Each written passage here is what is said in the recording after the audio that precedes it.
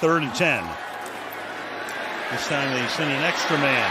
Mahomes gets away to the end zone. Caught! Watson, touchdown.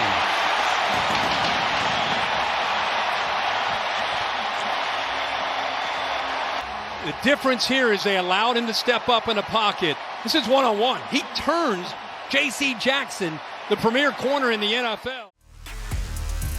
You are listening to KC Sports Network, the #1 podcast network for today's Kansas City sports fans. With former players from your favorite teams, informed perspectives, and former insiders, this is the place for you.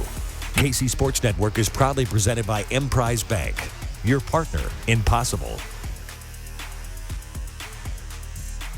What's up, Chiefs Kingdom? This is KCSN Update, your daily Chiefs video from us here at KC Sports Network. I'm former Chiefs insider BJ Kissel, and it's Friday, which means we are going to be joined by my guy, Trevor Sikkema from Pro Football Focus, as we go over his key matchups to watch and talk a little bit about what's transpired so far through the first 2 weeks of the NFL season in the AFC, as the Chiefs are getting ready to take on the Indianapolis Colts on Sunday, and we'll go through some of those matchups. I know he's got a running back not named Jonathan Taylor that the Chiefs need to keep their eye on to make sure he doesn't get loose, based on some comments that their head coach Frank Reich had said a couple of weeks ago. So that is definitely something to pay attention to, and we will get all of that with Trevor Sikkema here in just a few minutes. But first, a quick word from our friends at DraftKings.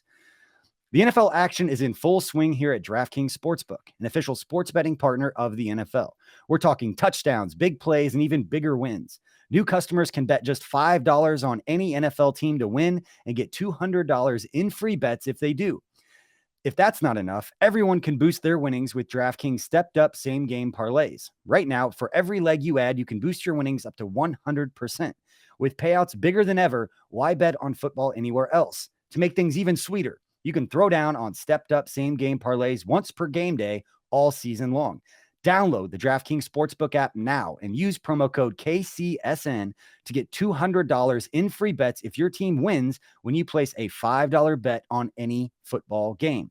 That's code KCSN only at DraftKings Sportsbook, an official sports betting partner of the NFL. Minimum age and eligibility restrictions apply. See show notes for details.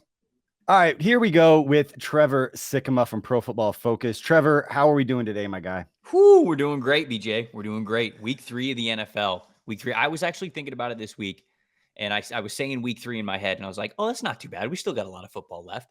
And I know that I'm going to snap my fingers, and it's going to be week 13. So we're trying to soak it in as best we can, man. We're loving it on this Friday. It always feels like that once you hit like 4th of July, it might as well be like the regular season. I don't know why it always feels like that, but like once you hit like the 4th of July, it's like it's over. Like everything after that is just like finalizing that, like 2 weeks before training camp after the 4th of July just completely disappears. But here we are. Now, before we get into the Chiefs and Colts matchup on Sunday, just want a broad NFL question for you because we are 2 weeks in. It's still, like you said, relatively early in the season when you look at the standings, but what's been the most surprising thing across the league to you through the first couple of weeks, whether teams are doing really, really well or teams that you expected to come out playing better have struggled a little bit? And the reason I'm asking, and not to feed you this line, but it's something that we're talking about locally because we all expected the AFC West to be this absolute juggernaut. Right. And we haven't really seen it from the Raiders or the Broncos playing to the level that we expected them to. Not that that's a national storyline, but that week of free agency where it just felt like everybody in the AFC West absolutely loaded up to come after the champs. God, I'm already up on my pedestal talking down to everybody after 6 straight division titles. I was going to say, damn, he's already the champs out here. I'm telling you, like the way that people were talking and the way that it seemed like there was just some collusion across the NFL to go after the Chiefs. Sure. Took it personally, Trevor, and I have no reason to take it personally, but I did. No, but across the NFL, like what stood out to you? Yeah, it's not collusion. It's, they're taking aim of the Kings, right? Like this is the team since 2018 that has captivated all the headlines. It's you can never count out the Chiefs. You can never underestimate what the Chiefs are about to do. And so, yeah, I mean, you look in their own division and how much the rest of these teams have added and what the Chargers have done has been extremely impressive. And I think, of course, because they've got a lot of continuity, especially at the quarterback position, they're the ones who are making the most out of those changes. But you look to the rest of them, I am a little shocked that we're slow out of the gate as we are here for the Denver Broncos and the Las Vegas Raiders. Thought the Raiders would be better. It makes sense with Josh McDaniels being the first-time head coach there.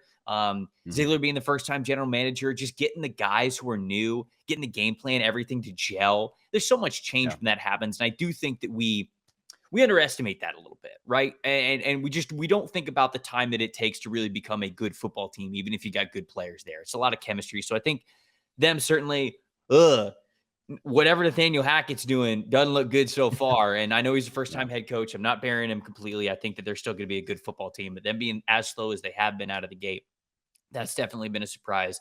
I'll tell you, the Eagles and how dominant they are in the other conference in the NFC, this is a team that found their groove, man. We talk about teams improving, adding players, adding different key pieces. What the Eagles added feels like it was so perfect for what they wanted. They added James Bradbury. They added Jordan Davis. They added Nakobe Dean. They added Chauncey Gardner-Johnson. They added, of course, A.J. Brown, which feels like the biggest one because for the first time, Jalen Hurts now, confident and accurate as a passer at all three quadrants of the field, left towards the sideline, middle of the field, right towards the sideline. He is not afraid to throw that ball wherever A.J. Brown is, it feels like. So far early on in this season, the defense is playing well, and they're playing well, and that's a huge storyline. And then I guess, I'm not even doing this on purpose, but to tie it into what we're talking about today, how bad the AFC South looks, especially with the teams competing at the top, the Titans and the Colts, which we thought were going to be double-digit win teams. That is a big surprise to me that they're looking this poor out the gate. I thought the Tennessee Titans would take a little bit of a step back from last year being the 1 seed, winning as many games as they did. I felt like the ball, or the coin, if you will, was going to flip the other way for them a little bit this year. But shoot, they're 0-2. Tough matchup this week against the Raiders. Colts should be 0-2 basically. And obviously another tough one this week against the Chiefs. And so I think just those handful of teams, when you ask what the biggest surprise is, those are the ones that stand out to me both in a positive and negative way. Yeah, I'm looking at the standings now, and it jumps out to me when you mention the AFC South, just looking at the offensive output. The Texans are averaging less than 15 points a game. The Colts are averaging 10 points a game. Yeah, and the Titans are averaging 13.5. And you have the Jaguars offensive juggernaut. Let's go. Averaging 23 points. Baby. The one team that you didn't bring up, and not to get too far off, because I do want to, obviously we're going to talk about the Chiefs and Colts here in a sec, but the Bengals. It surprised me that they've come off a little bit slow. And I know obviously the company that you work for, I believe, is based in Cincinnati, is it not? Yes. No, so we got to go. We get a good finger on the pulse of Cincinnati and what's going on there. And look, I am a little bit shocked that they've come out of the gate this slow. I was one of those people who I don't think the Bengals are going to make the playoffs this year. I didn't predict them to make the playoffs. I didn't predict them to be terrible, but I thought that they'd probably win around 9 games, and I had them as a non-playoff team this year. You look at kind of how they've been set up. Zach Taylor, I don't have a ton of faith in to be a guy who can go for the kill shot when you have it. And that, unfortunately, to me, says that you're going to be in games that you shouldn't, that you should be beating these teams by a lot more. You're playing to your competition. I feel like the brand of football that the Bengals play yields itself to that way too often. And that's when you start playing with fire in the NFL. These teams across the league, they're too good. We can sit here and say, oh, this team stinks. But in reality, any team can beat any team any given week. That's just the truth. That's how these professionals are. That's the talent level that we play with. And unless you can really figure out a great identity to control games and play it the way you want, run up the score as much as you possibly can, you can sometimes be playing with fire. And I think the Bengals are like that. I will say, I think the Bengals are going to turn it around a little bit. They're going to look competent again. They're going to be above 500. I think a reason why we might be seeing that slow start out of the gate is because, especially for Joe Burrow didn't play during the preseason at all. And he comes out of that Steelers game, first half of that Steelers game, throws 4 turnovers or 3 interceptions, has 4 turnovers. And it's because the guy hasn't even been playing a regular season speed. He hasn't even been playing starter speed. He hadn't played a game yet. So just a lot of things going into that slow start for Cincy. But I think they'll bounce back a little bit, but no playoffs. So that's what I predicted for them. All right. That's surprising. Maybe it's just because it's in the back of Chiefs fans' mind because they ended our season last year, that it's like, hey, that's the team that we got to go beat. We beat Buffalo. Everybody's talking about Buffalo. Like, we took care of Buffalo when we needed to in that 13 seconds game. But since he's the one, I got a couple buddies that work in their video department, and Seth Tanner and Will Blackwell. So those guys worked for the Chiefs before, and now they're over there making all the content for the Bengals and all that. So they've got some great stories to tell. Hopefully they do turn it around. Just so that game that's in Cincinnati that I had circled as being the one I was really excited about this season to kind of get a little revenge, even though it's in the preseason, making that game a little bit more competitive. But to your point, the one thing that I will finish off before we get to the Chiefs and Colts with the Bengals is you hate to lose a season, a 500 season with Joe Burrow and Jamar Chase on rookie deals. The way that the NFL works with contracts and salary cap, I know it's about to jump before those guys' contracts come up with the new TV deals and all that, but still, you have an opportunity with roster composition, the way the finances work, to take advantage of two premium players that are going to cost a lot of money when it's their turn to get paid. Not taking advantage of that's tough. But all right, let's get to the Chiefs and Colts on Sunday. We always get our 3 key matchups or the things that you are looking for. Trevor, what's the first matchup on Sunday that you're most looking forward to that you think may help determine the outcome of Chiefs and Colts on Sunday? Well, the first one's kind of an obvious one, and I'm sure it's one that Chiefs fans have been talking about all week. It's how you replace Willie Gay, right? We've got the 4-game suspension, and what are you going to do to replace him? You've got a couple of traditional linebackers that are lower on the depth chart that you could say, like Elijah Lee. You could be like, okay, we could plug him in. He knows how to play linebacker. He's played it before. He's got a couple of years of experience, even though he's kind of been bounced around the practice squad a little bit early in his career. But you could probably play him there and just go, all right, the linebacker level is basically just going to run through Nick Bolton, which it probably will anyways. But you can just be comfortable with that and say that. Or they do have some options to get a little bit more creative. Obviously, you have Leo Chanel, who's a fantastic linebacker when attacking the line of scrimmage. He's great on the blitz. He's good in run defense. He knows what he's doing. He loves to play with physicality. Dude's as strong as an ox, not afraid to throw himself at bigger offensive linemen. So if you're really concerned about the run defense part of that, you could plug him in there and kind of let him be that linebacker that's a little bit more powerful next to Bolton. But also, people have been talking about Brian Cook, the safety who played a lot in the box at Cincinnati. Maybe you get a little creative and play him next to Nick Bolton at times, because if you are most worried about coverage, he probably gives you the best ability to neutralize some of the mismatches that you might have at running back and at tight end for the Colts. And I will say this. The big matchup I'm circling for determining maybe who plays this linebacker spot or how big of a piece of the pie any of those guys, either Lee or Chanel or Cook, will get in this instance is Nyheim Hines. And Hines is a player who did not get a lot of work. I went to call him a backup running back, but I feel like that's disrespectful because he's fantastic and they use him in the game plan a lot. So I don't know if he's just a backup running back. He's an offensive weapon for them that they use in a lot of creative ways, but they like to use him out of the backfield and as a slot receiver. And if you have Cook there in coverage, I feel like that gives you the best opportunity to maybe defend Nyheim Hines' speed a little bit better, because Frank Reich talked about getting Hines the ball a lot more after week 1 when he really was not utilized. And with the receiver situation, which we will get to in another one of my key points, the way that it is with the Colts, they need Nyheim Hines. He is a guy who can get them a lot of yards after the catch, a lot of natural separation, whether it's out of the backfield or from the slot. So it all kind of depends how they want to attack replacing what Willie Gay can bring you. If you're worried most about Jonathan Taylor, fitting the run, having physicality from that position, you're probably going to go more with Lee, more with Chanel. But if you want to get more creative in coverage and Nyheim Hines is killing you, you can go with somebody like Cook and maybe get a little bit creative there. Yeah, and the first player that Coach Reed had mentioned also is Darius Harris. Yes, guy that's been in the system that's going to be out there running around. But it's not like they're going to replace Lee for another, or excuse me, not like they're going to replace Willie Gay with a Willie Gay clone. And that, to your point, whether it's Brian Cook, whether it's Chanel for a little bit more of the physicality stuff, I know playing on that turf, it's a lot faster. If anybody who's been down on that field in Indy, it is a little bit different than some other surfaces that people can play on, which I don't know how much of a difference it's going to make with Spags and those guys making decisions, but it is interesting. That's a little unique with that spot.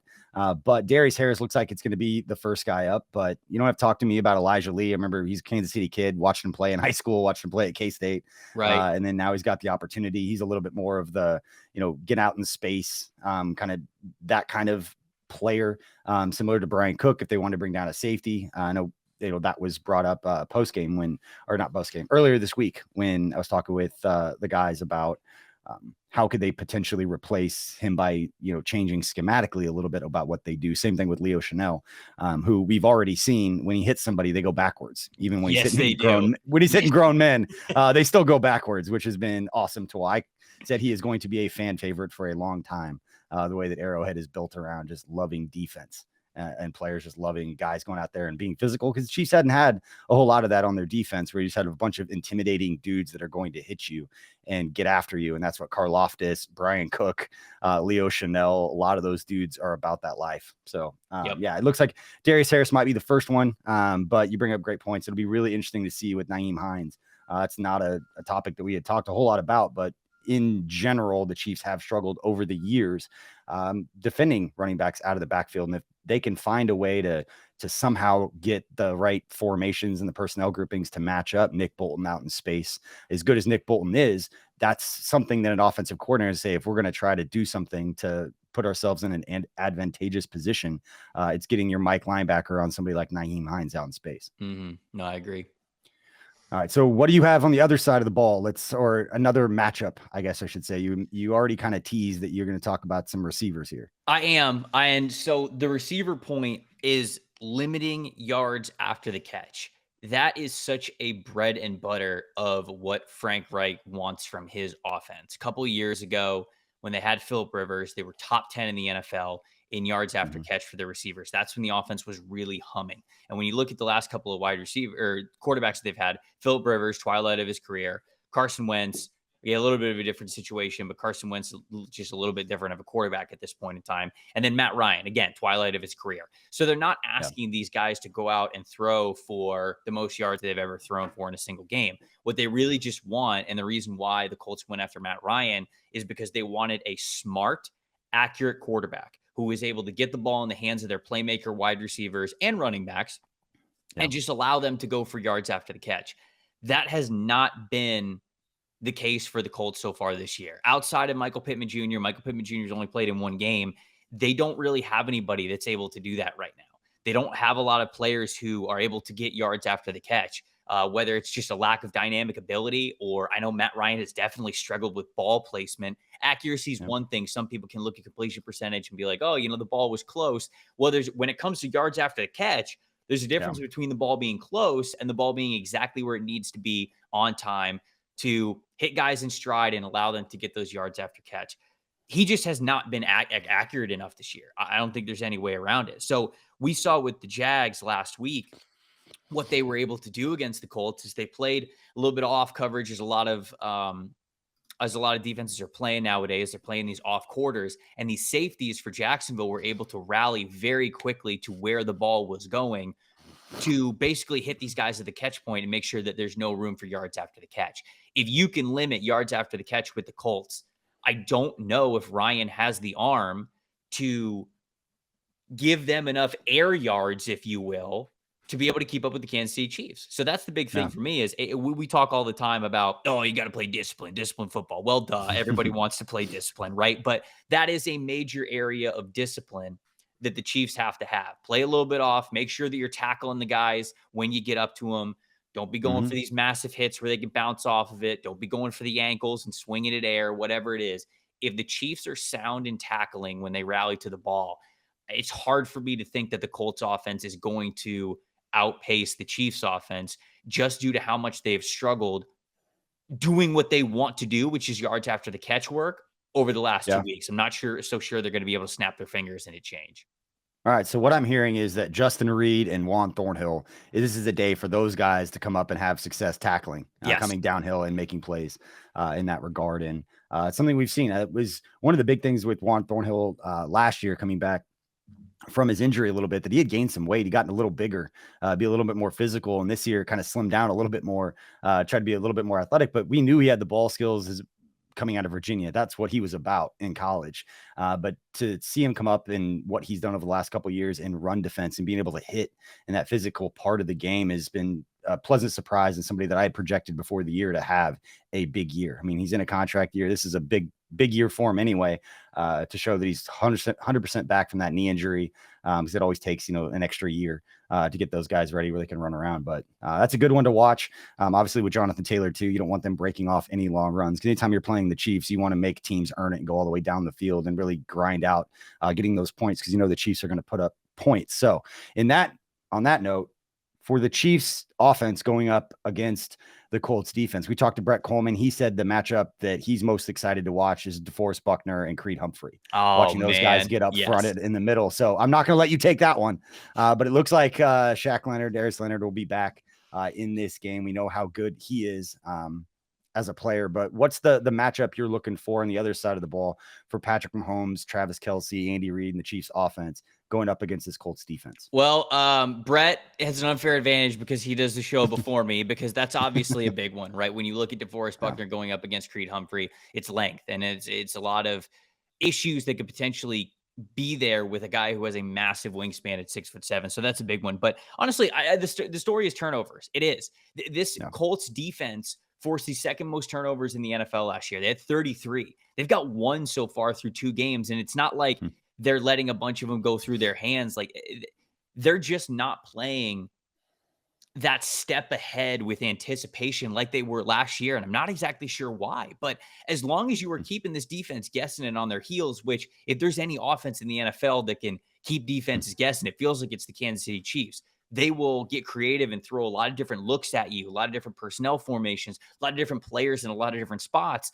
What that really does is it doesn't allow the defense to anticipate, be aggressive, to go get those turnovers. And that's really the biggest story of the game. Another coach thing, hey, we want to win the turnover battle. But when you look at this Colts team, with the offense as anemic as it seems like it is, if they're not forcing turnovers, if the Chiefs just simply do not cough the ball up to this defense, I don't see a lot of formulas for the Colts to be able to hang with them. I really don't. So, I mean, that's the biggest storyline for me, is lack of turnovers for a team that had that so much as part of their identity. Leonard being back is a big portion of that. So we'll see how much of an impact his presence allows them to be a little bit more anticipatory. He's the guy in the middle who can call things out. He's fantastic at forcing fumbles. He's great with interceptions and coverage as well. So it can't be understated how much him playing in this game might help that. But if you limit turnovers to a defense it's been tough sledding for them to get turnovers and even put themselves in position for turnovers so far, that to me is the storyline. If you don't cough it up to this team, there's not a lot they can do to overcome that on the other side of the ball. Yeah, I think it's a bad sign. I talked about this, I believe with Nate Taylor earlier this week, that it's a bad sign when you know, who are your 2 best players, and it's a guard and a middle linebacker.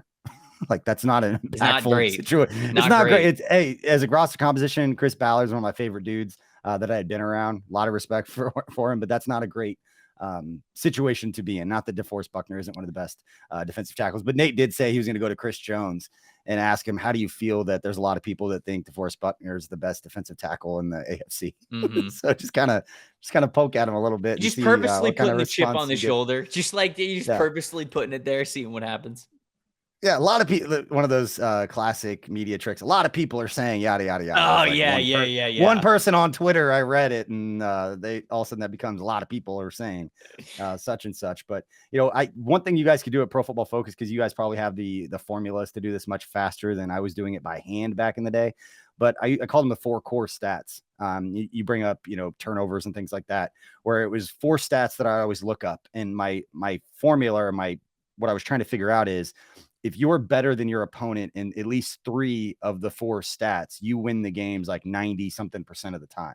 It was third down conversions, red zone efficiency, turnovers, and penalty yards. Sure. Yeah. If you are better than your opponent in 3 of those categories, and it was like the Chiefs, like they won like 90-something% of their games, if you had those, and the penalty yards was the one that really didn't matter. So it ended up becoming like 3 core stats of red zone, third down, and turnovers. As much as we want to talk all week, every day, all day about all these games, it's get pressure on the opposing quarterback, take the ball away, convert in the red zone. The goals are always the same. The thing that changes in the game is how you do it. That's what evolves. The goals don't change. Can't turn the ball over. Can't give the team extra possessions. Can't let them score the money downs. Got to keep points off the board. At least keep it 3 instead of 7.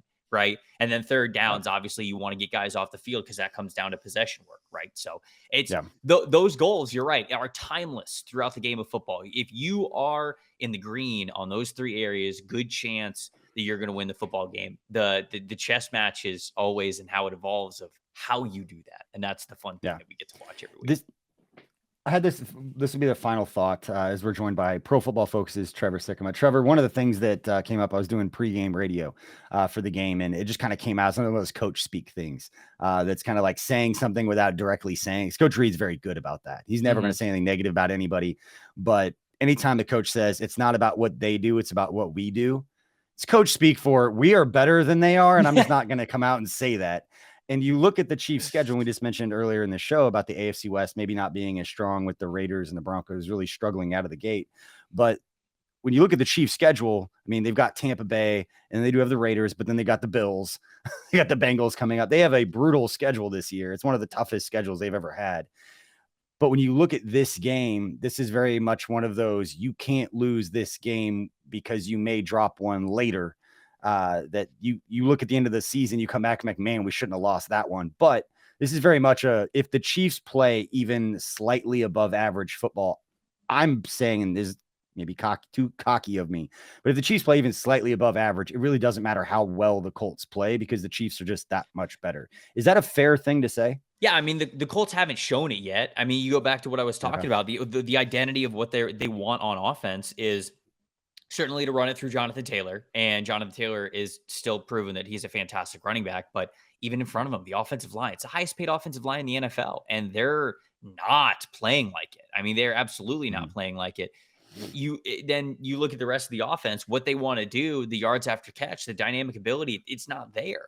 So if the Colts were to somehow play a brand of football that would be able to best the Chiefs, it'd be the first time that we've seen it this season. So I don't agree. I don't disagree with what Coach Reed is saying, where he's like, hey, it's about us. And that's a very nice way to say this team. And I don't think he said that. I don't think he said, I said that. Okay. That was my so message. Even if I'm not putting that. Coach wouldn't even say something Even like if he said Coaches that. look forward to the challenge of playing the Colts. Yeah. Like that's what Coach is going to say. No, it's look, Colts are pros too. They get paid, if you will. But at the same time, a lot of these advantages, these X factors, these pieces of the puzzle, they lean towards Kansas City. They should be able to get this win. And you're right. This is one that this is a tough schedule for Kansas City this year.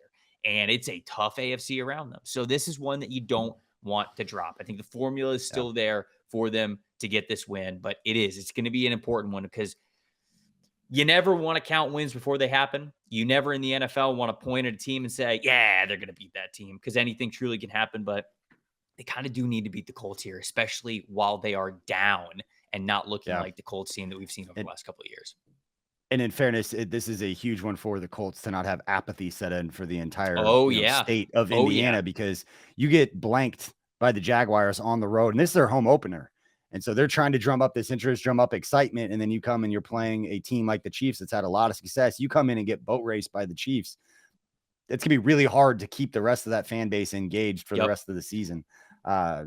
Knowing that, I don't think anyone expected them to necessarily compete in the AFC. I mean, I'm sure the diehard Colts fans could find a path that was going to happen, but it wasn't, like they were a favorite. Or that somebody really expected. They weren't the Bills or the Chiefs or one of those teams. So interesting to see how that plays out. But Trevor, man, appreciate you for joining us again on this episode of KCSN Update.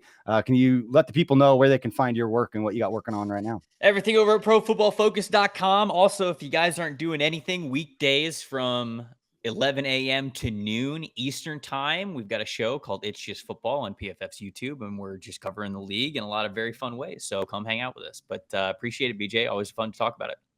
Yeah, next week we're going to talk about Patrick Mahomes and Pro Football Focus. All right. Okay. So, hey, look, that is the teaser of all teasers right there. But I got no problem talking about it. Tune in next week. Yep. We'll break it down. Also, it's Chiefs Bucks next week. So you and I got. Oh, that's right. You and I get some good background here. My handle's Tampa Bay Trey, man. Come on.